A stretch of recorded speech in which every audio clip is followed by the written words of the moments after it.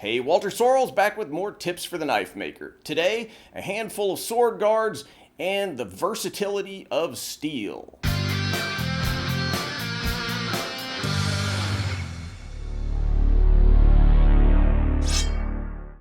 Today I'll be doing a bit of a departure from my usual approach. What I'll be showing is a bunch of Japanese sword guards that I've made recently. Now the point here is not so much to show how these guards were made, though I'll do some of that, so much as to show the versatility of steel and how it can be used to just appear in a ton of different ways. As always, please subscribe and hit that bell for notifications. If you like what I've been doing here, free to you, for the past dozen years, if you can believe that, please support our efforts on Patreon, links in the cards and description. Also, I'm dipping my toe in the merch thing, so check below for shirts and stuff like that. Anyway, quick background. This right here is a tsuba, or Japanese sword guard. Now, traditionally, they were made of iron, like this one right here, but in more recent times, they were also made from soft metals. They just slip over the tang of the sword and are kind of wedged into position when the handle's secured. Today, I'll show a handful of different materials and surface treatments that I use in taking a modern spin on this old craft. So let's start with the most historically accurate material. Again, this right here is wrought iron, the material traditionally used in Japan. Now, the last factory producing wrought iron in the world was shut down in 1961, if I recall correctly. So if you want to use this stuff today, you have to harvest old sources. In this case, I'm using this big old chunk of marine anchor chain. I've flattened it out in the forge so that I can work it to shape.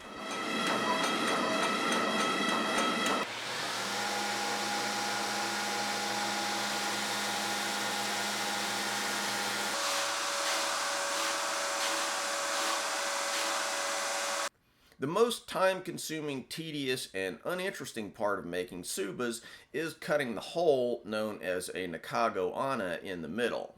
That's Japanese for tang hole. But tang hole just sounds like the name of a... Alright, let's not go there. So instead of sawing the hole out with a jeweler's saw and then filing it to its final shape, the way they did it back in the day, I'll mill it out on a modern tool. Next, I'll do a bunch of handwork, grinding, filing, sanding.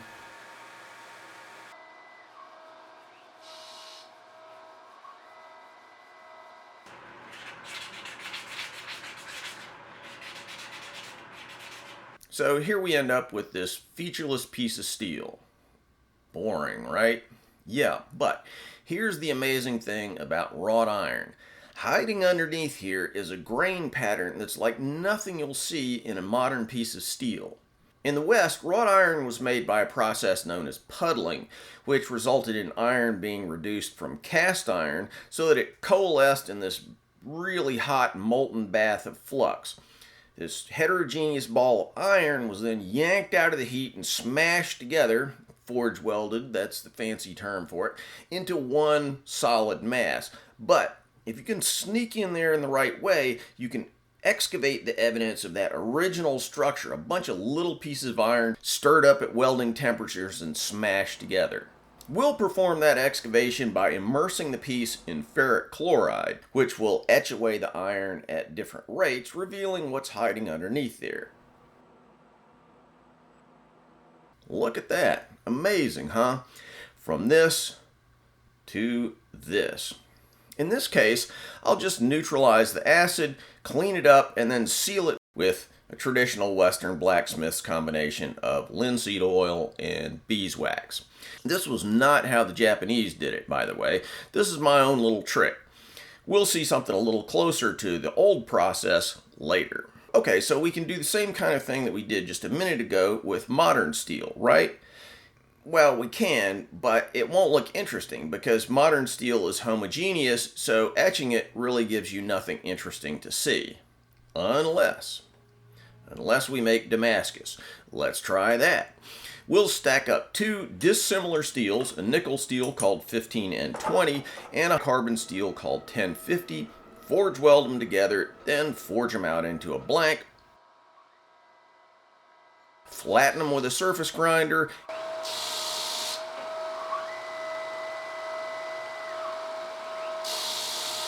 cut them up into individual blanks, hand polish.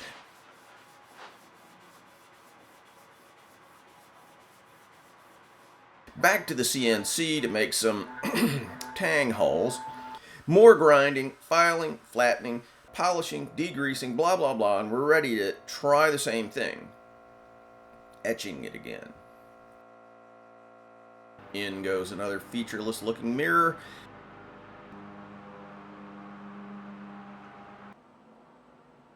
And out comes this.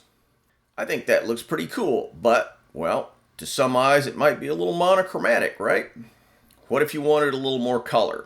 All right, let's try something different on a different guard. Yet another blank, different shape, but the same basic Damascus steel material. Okay, back into the ferric.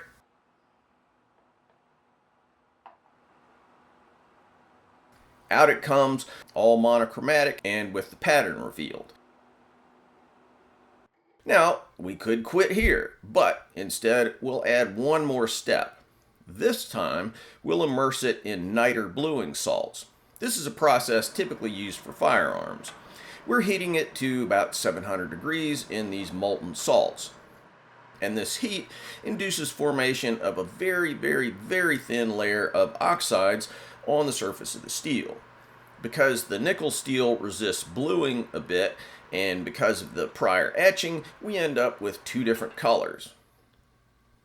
Not the slightest bit traditional, but pretty cool to my eye. Speaking of tradition, let's go back a little and see if we can do something that's a little closer to what a Japanese tsuba maker might have done, 300 years ago.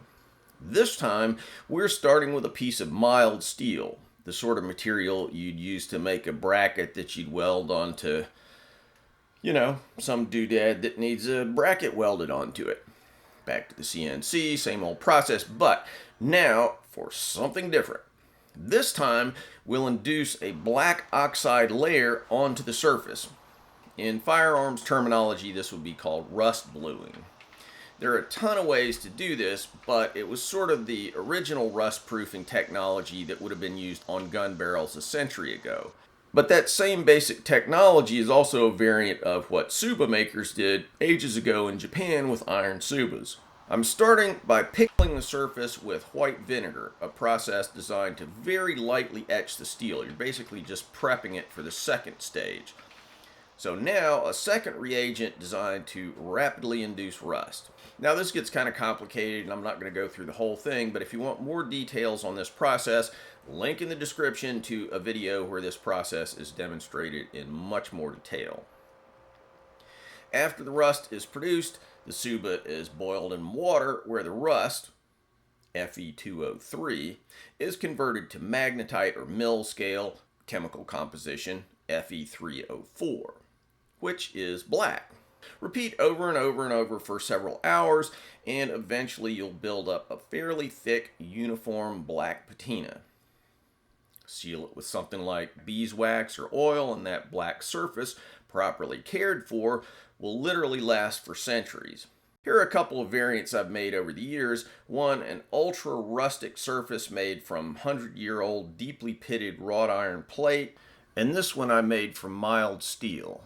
Here's another variant, rust browning. Again, I'm using wrought iron. This is basically the same deal as rust bluing, but minus the boiling water. You induce rust, you card it off, literally rinse and repeat. I don't know if this was used in Japan or not. I think somebody somewhere probably did it, but I honestly don't know. It's an interesting idea, but the way I did it here, I'm not sure I trust it to be very stable over time. I'll try some other approaches, and I expect they'll work better. Interesting effect, but probably not a keeper. So if you wonder why I'm showing something that I don't even expect to work right, I'm just reinforcing a point I make in a lot of my videos that the only way to learn new stuff is to experiment. And experimenting means a certain amount of failure. No failure, no learning. So here's an overview of various tsubas that I've done, some for this video, some that have been sitting around my shop for a while. All of them with a different vibe, different effect. So what's the overall point here? Just another example of the nearly infinite versatility of iron and its steel alloys. Of course, this is nowhere close to exhausting all the possible ways that steel can express itself. What I'm trying to show here is that even without straining for complicated, design motifs and all this kind of fancy stuff, you can create a wide variety of fittings for knives and swords just by varying materials and surface treatments. Do some research, add your imagination, and I'm sure you'll come up with stuff that I would never have even thought of. All right, thanks guys, and keep making those knives. Hey, I should mention, if any of these guards float your boat, you can pick them up, or versions like them, on my website, waltersorrellsblades.com. Link in the cards and description, of course.